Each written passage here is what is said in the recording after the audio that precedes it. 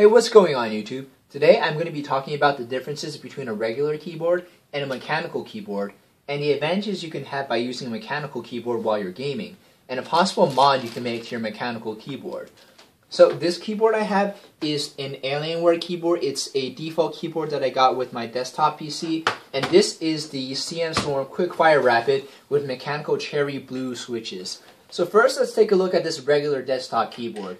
The keys are really low. As I angle it towards the camera like this, you can see just how low the keys are. So this is one way where a keyboard can make it so that the distance between pressing down and activating is shortened. But I'm going to remove the keycap real quick. And you can see the mechanism for activation is if you just press down on the key, it hits the rubber nub, and when the rubber nub gets to the bottom, that counts as activating the key. So with this mechanical keyboard, you get these rubberized keycaps for the WASD keys. So just with a quick swipe without looking, your hand automatically gravitates towards these keys. This keyboard is not illuminated. I can't find very many shortened keyboards that have illumination and are mechanical. I do believe that CM Storm does make a Quickfire Rapid TK version. That will be my next keyboard, but I'm perfectly fine with this keyboard at the moment. This keyboard is significantly shorter than your regular desktop keyboard because it doesn't have a 10 key. So this is pretty cool for people that game on laptops a lot and you have your mouse hand close to the keyboard. That's the positioning that I like for my mouse hand to have. I like my mouse hand to be closer to my left hand when I'm using this keyboard. These are generally a little less expensive than full-size keyboards. There also aren't any macro keys. I know that's a feature that a lot of people like out of their keyboards, is to have keys on the side or on the top where you can input macro commands, but I'm not playing a lot of MMOs at the moment, so or any RPGs besides Skyrim, so I don't really need macro command keys. So with this mechanical keyboard, you also get a Ps2 adapter. Most modern mice use the USB input, but my motherboard doesn't even have a Ps2 port, I believe. And this is a 90s gaming mouse. Well, I don't even know how good this was for gaming, but this is a 90s mouse, and you can see that this uses a Ps2 input. Most modern mice use the USB input, but it also has a 10-key rollover in Ps2 mode. This mechanical keyboard also has anti-ghosting. Anti-ghosting means that you could have 5 keys pressed at the same time, and if you were to press another key, the keyboard would send that to your computer. But without ghosting, so you had a bunch of keys pressed down and you were to press more keys, your computer wouldn't sense those inputs. So anti-ghosting is a very important feature of keyboards for any game, whether it's RPG, RTS, FPS. Anti-ghosting is really important. But I'm going to take off some keycaps real quick. I'm going to show you the method of activation for a mechanical keyboard. So with this being a blue switch, what it means is that before you bottom out, there is an extra layer of input where if it hits the first switch, you'll get a clicky sound. And that is where the key officially activates before it bottoms out. So you can be extremely fast when typing regularly. There are different colors of switches for mechanical keyboards, but I think blue is the most common because it's a very good in-between for when you're gaming and when you're typing. The red switches are very good for gaming because, I don't know, I think it's personal preference, but the red switches are generally a gaming exclusive type of keycap because of the low activation distance. You don't get the first switch for the clicky feedback though, but typists love the real clicky feedback.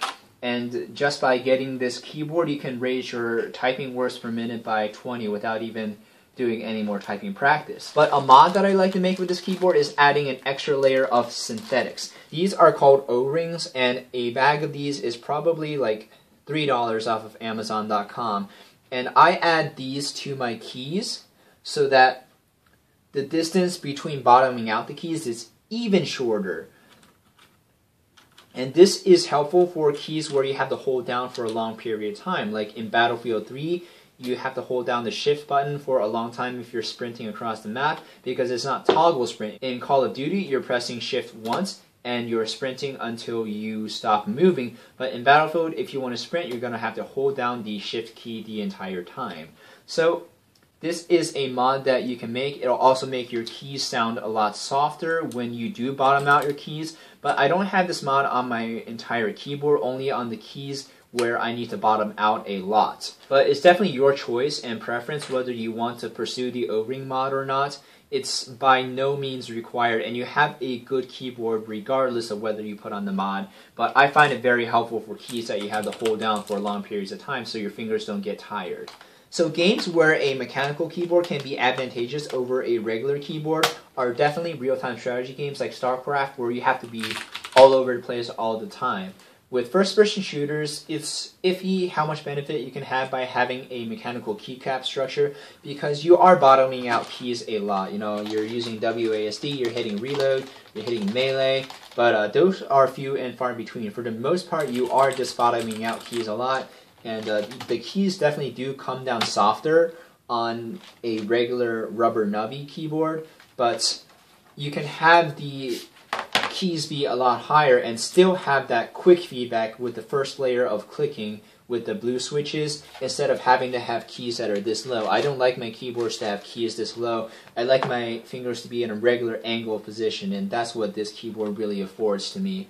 And responses are going to be quicker, like, I don't know, several milliseconds per key, but add that over the course of an entire game, you could be saving seconds, which are crucial.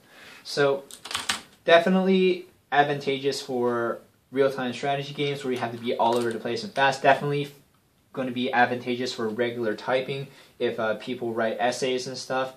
Like, a lot of people like mechanical keyboards just for regular work because it feels so wonderful to have, like, you know, quick feedback and you can be really fast. The thing about these keyboards is it's hard to double click and do repetitive clicking because it's hard to find a sweet spot between where the key bottoms out and the first layer of feedback. So now I'm going to be typing at full speed, and I'm going to try my best not to bottom out. I'm going to be typing a Halo 4 review. So let's see what this keyboard sounds like.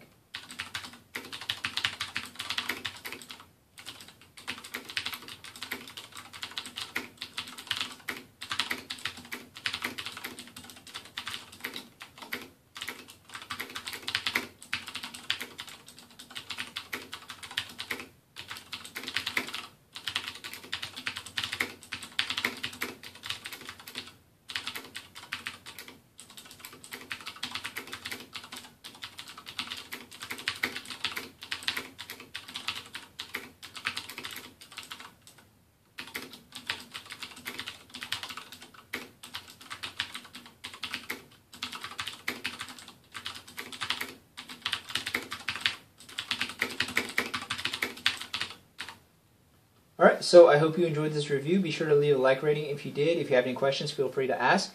If you're new to my channel, be sure to subscribe, and I'll see you next video.